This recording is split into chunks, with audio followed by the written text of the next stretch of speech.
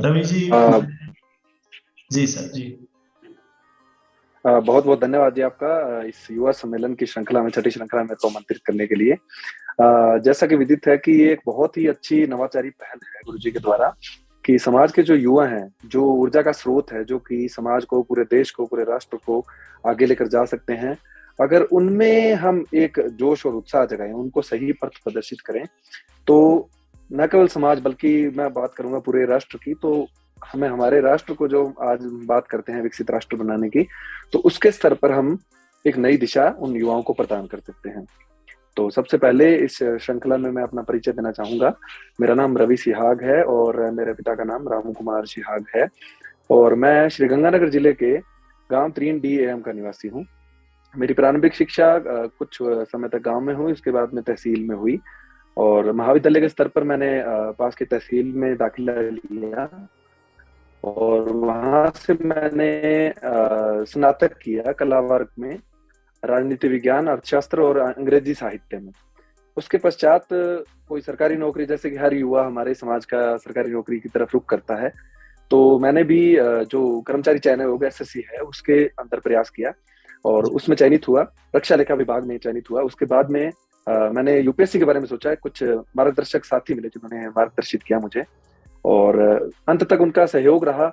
तो उस मार्गदर्शन की ही बदौलत है कि मैं आज इस मुकाम पर पहुंच पाया हूं, क्योंकि शायद अगर मार्गदर्शन ना मिलता, शायद मेरे माता पिता सहयोग ना करते, मित्र सहयोग ना करते, हर व्यक्ति का सहयोग ना रहता, तो आज शायद मैं इस मुकाम पर नहीं पहुंच पाता। तो उसके पश्चात मैंने यूपीएससी की तैयारी आरंभ की, और प्रथम प्रयास में मैं भारतीय रेल यातायात सेवा में चयनित हुआ। उसके पश्चात द्वितीय प्रयास में भारतीय रक्षा लेखा विभाग में चयनित हुआ, और अंततः अपने चौथे प्रयास में मैं भारतीय जो प्रतिष्ठित सेवा पर भारतीय प्रशासनिक सेवा में चयनित हुआ हूँ। और अभी लाल बहादुर शास्त्री राष्ट्रीय प्रशासन अकादमी में प्रशिक्षु जो ऑफिसर ट्रेनी है, जी उसके तहत मैं ट्रेनिंग ले रहा हूँ। जी। वो चाहते थे कि उन्होंने, मतलब जो मेरे निर्णय थे उनका सम्मान किया, और मुझे निरंतर समर्थन प्रदान किया ताकि मैं इस दिशा में आगे बढ़ सकूं। जी उसके पश्चात बात करेंगे आगे के समय में कि जो हमारे समाज के युवा हैं, बिश्नोई समाज के, जी उनके स्तर पर आज से कुछ वर्ष पहले तक मैं मानता था कि जब मैं अपने स्कूल के टाइम पे था या फिर अपने महाविद्यालय के स्तर पर था, तो एक मार्गदर्शन का अभाव था। जैसा कि हमें मालूम ही नहीं होता था कि हम 10वीं के बाद में किस संकाय में हम आगे की तैयारी शुरू करें, 11वीं 12वीं में कौन सा सब विषय लें, उसके बाद में महाविद्यालय के स्तर पर किस विश्वविद्यालय में हम दाखिला लें।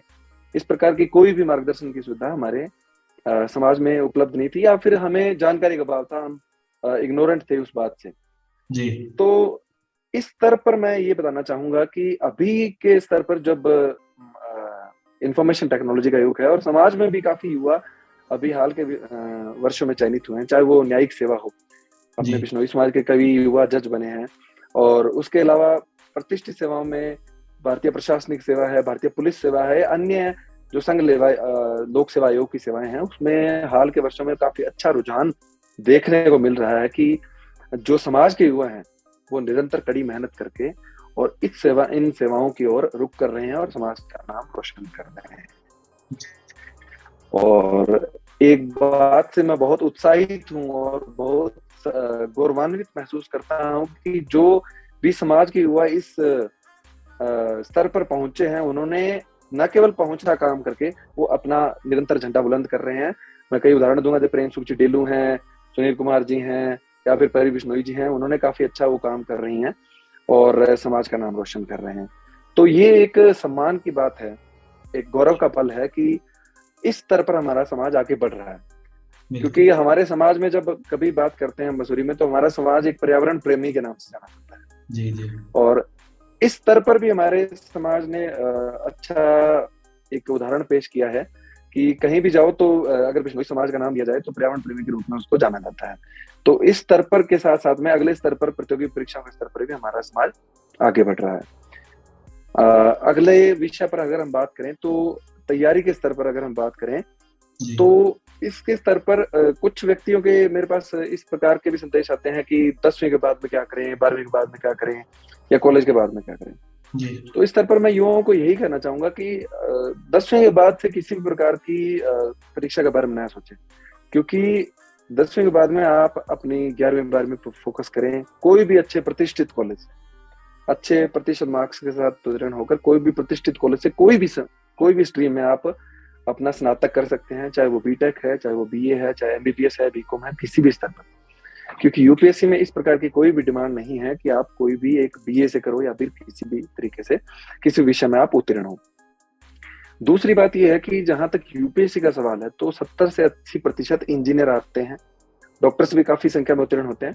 तो इस बात को लेकर कोई भी शंका या संशय मन में ना रखें कि केवल कला वर्ग में ही आप उत्तीर्ण होकर या फिर एक प्राइवेट स्तर पर आप स्नातक करके आप इस परीक्षा को पास कर सकते हैं जी। इस स्तर पर कोई भी संकाय में जिसमें आपको रुचि है, जिसमें आपको लगता है कि आपका स्वभाव इस संकाय की तरफ जा रहा है, तो उसमें आप उत्तीर्ण हो, अच्छे से उसको उस विषय को पढ़ें, क्योंकि यूपीएससी में एक वैकल्पिक विषय भी होता है। तो अगर आप उसमें पढ़ेंगे तो उस वैकल्पिक विषय के स्तर पर भी आप उस विषय का चयन कर सकते हैं जिसमें एक आपने शिक्षा ग्रहण किया। तो और इसमें परीक्षा के स्तर पर अगर आप शुरू में प्रारंभ करना चाहते हैं तो कॉलेज के स्तर पर एक आप अपने कुछ मित्रों का समूह बना सकते हैं, जिसमें शुरुआत के 1-2 साल तो अगर नहीं बनाएंगे तो ज्यादा बेहतर होगा। आप कॉलेज में जो एक्स्ट्रा करिकुलर एक्टिविटीज हैं उसमें पार्टिसिपेट करें, अपने व्यक्तित्व को बहुआयामी बनाने का प्रयास करें, जिसमें खेल में आप हिस्सा लें, किसी अन्य जो सांस्कृतिक गतिविधियां उसमें आप हिस्सा लें, ताकि आपकी जो व्यक्तित्व है वो बहुमुखी और बहुआयामी बने। क्योंकि यूपीएससी में जब साक्षात्कार होता है तो उसकी भी डिमांड वो यही देखते हैं कि व्यक्ति कितना बहुआयामी है और किन किन परिस्थितियों में किस प्रकार से वो रिएक्शन दे सकता है। तो ये भी एक उनका क्राइटेरिया होता है। तो इस प्रकार से जब आप व्यक्तित्व को ढालेंगे तो आप जब अपना स्नातक पूर्ण करेंगे या फिर आपने मास्टर्स की है तो वो पूर्ण करेंगे, तो आप एक ऐसा व्यक्तित्व अपने विकसित कर लेंगे जो कि यूपीएससी के लिए एक जो शर्तें हैं, अहर्ताएं हैं, वो पूर्ण करता हो। तो मैं समाज के युवाओं को यही संदेश देना चाहूंगा कि किसी भी विषय से अपनी प्रारंभ करें, और जो एनसीईआरटी की किताबें हैं हर विषय की, चाहे वो राजनीति विज्ञान है, चाहे वो अर्थशास्त्र है, चाहे वो इतिहास है, चाहे वो भूगोल है, उन सभी की जो एनसीईआरटी हैं उनको पढ़ना स्टार्ट करें और उनको उन पर कमांड हासिल करें कि आपको पता हो कि अगर इस पेज पे ये जानकारी है तो अगले पेज पे किसी के जो विगत वर्षों के प्रश्न पत्र हैं उनको आप दिमाग में रखें, उसके सिलेबस को दिमाग में रखें, यूपीएससी किस प्रकार का इसका सिलेबस है और किस प्रकार के प्रश्न यूपीएससी पूछता है। तो फिर आप जब तैयारी करेंगे तो उन प्रश्न पत्रों के हिसाब से ही आप अपनी तैयारी के स्तर को नई धार दे पाएंगे। तो इस प्रकार से अगर आप तैयारी करेंगे, उनको बार बार रिवाइज करना है, और जब वो पूर्ण हो जाए तो उसके बाद में कॉलेज से निकलकर आप एक फुल फ्लेज्ड स्तर पर आप तैयारी शुरू कर दें। तो इस तैयारी का मतलब परिणाम ये होगा कि आपका जो नींव की ईंट है वो पहले से मजबूत होगी, और जब नींव की ईंट मजबूत होगी तो आपका जो भवन है वो भी मजबूत होगा। तो इस तरह से आप तैयारी शुरू करें। प्रारंभिक परीक्षा के लिए जो एनसीईआरटी है उन पर फोकस करें। जो मुख्य परीक्षा है उसमें कुछ अन्य विषय भी आते हैं, जैसे विश्व का इतिहास है, उसकी भी एनसीईआरटी उपलब्ध है, तो उसको भी आप कुछ जब ग्रेजुएशन के स्तर पर कुछ बार पढ़ सकते हैं। बाकी विषय जैसे भारतीय समाज है या फिर आंतरिक सुरक्षा है या फिर अंतर्राष्ट्रीय संबंध है, तो उसके लिए आप स्पेशल जो भी नए साधन है, नवाचारी साधन है, जैसे आज का टाइम सूचना बहुत सारे लेक्चर व्याख्यान उपलब्ध हैं, तो उनकी आप मदद लीजिए, गूगल की मदद लीजिए, ऑनलाइन अखबार पढ़ लीजिए। तो ये सारी नवाचारी उपागम भी समाज को अपने जो एक कंफर्ट जोन होता है उससे ऊपर उठकर उनको उनके स्तर पर भी प्रयास करना होगा, तभी वो एक, क्योंकि हर दिन हर परीक्षा डायनेमिक होती जा रही है, वो हर साल स्तर उनका बढ़ता जा रहा है, तो उनको भी, युवाओं को भी अपना स्तर निरंतर अपडेट करना पड़ेगा। तो जब वो ऐसा करेंगे तो निश्चित रूप से उनकी सफलता तय है, क्योंकि कोई भी परीक्षा है, चाहे यूपीएससी ना माने, कोई भी परीक्षा है, वो आज के समय उसमें प्रतिस्पर्धा का स्तर बहुत उच्च है, तो उसमें हमें जो मेहनत है वो भी बहुत उच्च करनी होगी। और जो भी आपका लक्ष्य है, मैं ये नहीं कहूंगा कि जैसे मेरा यूपीएससी में क्लियर सिलेक्शन हुआ है तो मैं ये नहीं कहूंगा कि समाज के युवा यूपीएससी में जाए। उनकी जो भी रुचि है, किसी को अगर चिकित्सक बनना है, डॉक्टर बनना है, तो वो डॉक्टर में जाए, किसी को शिक्षक बनना है तो शिक्षक के लिए तैयारी करे, किसी को चाहे इंजीनियर बनना है, किसी को आईटी कंपनी में जाना है। मतलब मैं चाहता हूँ कि समाज का हर युवा हर क्षेत्र में प्रगति करे, ताकि किसी भी एक परीक्षा को पकड़कर उस पर स्ट्रिक्ट रहने के बजाय जिसमें रुचि है उस रुचि को वो पूर्ण करेगा, तो अगर किसी रुचि के विषय में कोई व्यक्ति जाता है तो उसमें वो बहुत बेहतरीन काम कर पाएगा। तो ये संदेश मैं समाज के हर एक युवा को देना चाहूंगा। जैसा कि अभी जो युवा सम्मेलन है,